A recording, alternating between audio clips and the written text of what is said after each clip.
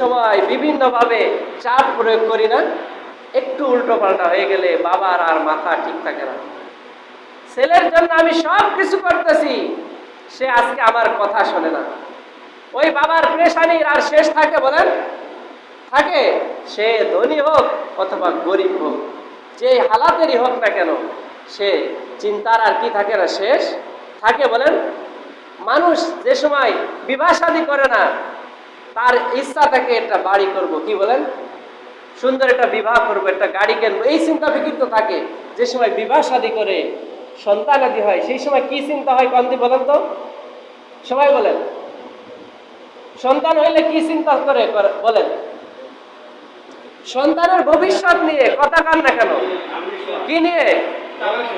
নিজের চিন্তা বাদ, স্ত্রীর চিন্তাও বাদ, নিজের ছেলে মেয়ের কিভাবে তার লাইফ স্টাইল ভালো করবে, লাইফকে এস্টাবলিশ করবে, এই চিন্তা ফিকির নিয়ে সবসময় ব্যস্ত থাকে, ঠিক কিনা?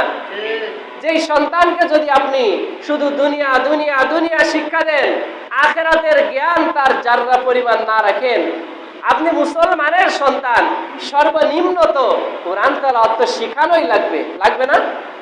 আপনি ডাক্তার বানান, ইঞ্জিনিয়ার বানান, যা বানান বানান, তাতে কোনো দোষ নাই, কোরআনটা তার ব্রেনে ঢুকানো লাগবে না?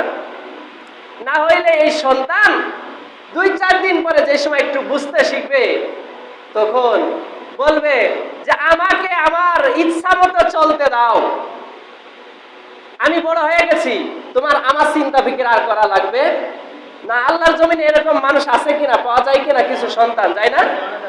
এই সন্তান যদি কোন সন্তান যদি এই কথা তার বাবার কাছে বলে, বাবার আর কি কোনো দুঃখ থাকে না সুখ থাকে বলেন তো? কি কোনটার দুঃখের সীমা থাকে না, থাকে সুখের আশাই ছেড়ে দেয়। হাই হাই, সাইতে পানি ঢাললেও তো কিছু হয় না, এক সময় শক্ত হইতে হইতে প্লাস্টারের মতো শক্ত হয়ে যায়, মানুষ চলতে পারে। কিন্তু এই সন্তানের পিছে এত মেহনত করলাম, সাইতে পানি ঢাললে যে ফায়দা হইতো সেইটাও তো হলো না, কি করলাম? হ্যাঁ, এটা কিসের কারণে?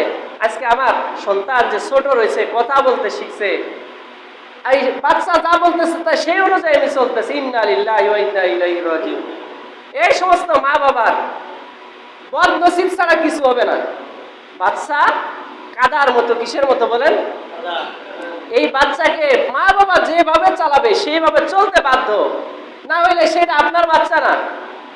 সেই বাচ্চার পরিচয় আপনি ভবিষ্যতে দিতে পারবেন না, সেই বাচ্চাও আপনাকে বাবা হিসেবে পরিচয় দিতে পারবে না।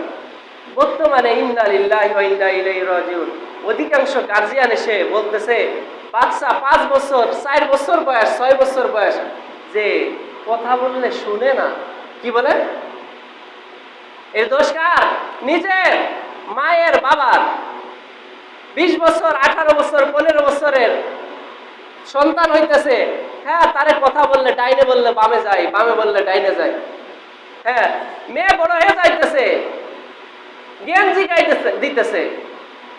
এগুলো কিসের কারণে? শিক্ষার অভাব, সুশিক্ষার অভাব।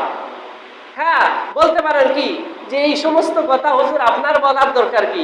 আমাদের সন্তান আমাদের ইচ্ছা মতো চলবে, আর নয় সন্তানের ইচ্ছার মতো চলবে, যেখানে যাই যাক। হ্যাঁ, ঠিক আছে, চলতে থাক।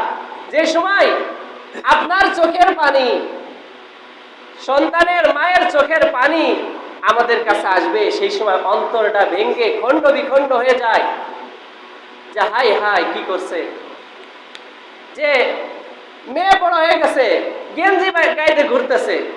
এই সমস্ত মা বাবা এরা মাটির নিচে যাওয়া উচিত, সবাই বলেন নাউজুবিল্লাহ মিন যালিক। এই সমস্ত সমাজে কি মনে করতেছি যে হারে অমুকের মেয়ে এটা করতেছে, এটা আমাদের কি?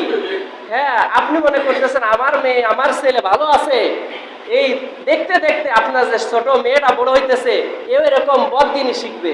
কাজেই যে তারে বোঝাই হোক, ধমক দিয়ে হোক, মারে হোক, তাকে সুন্দর পোশাক সুন্দরভাবে চালাইতে হবে, না হইলে পুরা সমাজই তার কারণে নষ্ট হয়ে যাবে।